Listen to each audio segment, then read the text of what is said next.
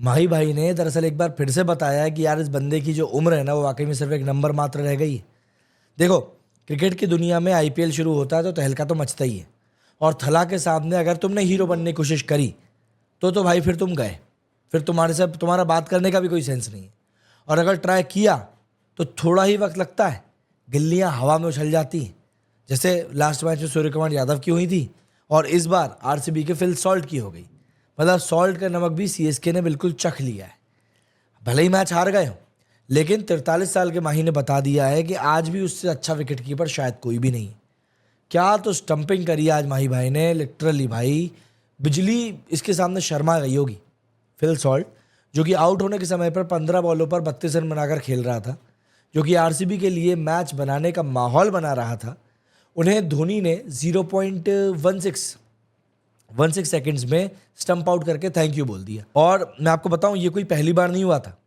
Last match में सूर्य कुमार यादव को बंदे ने 0.12 सेकंड्स में चलता कर दिया था और फिल शॉट के समय पर 0.16 सेकंड्स।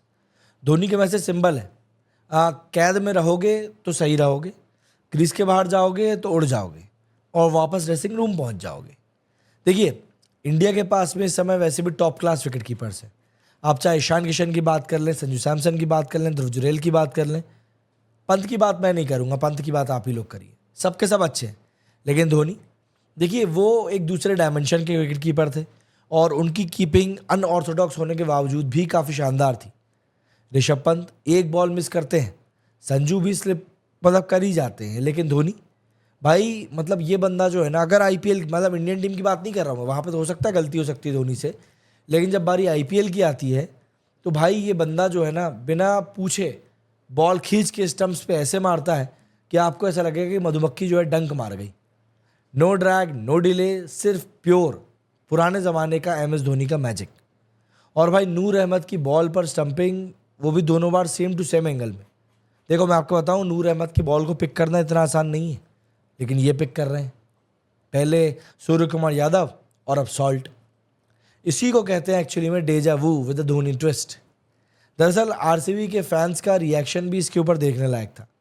कुछ लोग कह रहे थे कि ये बंदा 43 साल का है या कोई अपग्रेडेड एआई वर्जन है।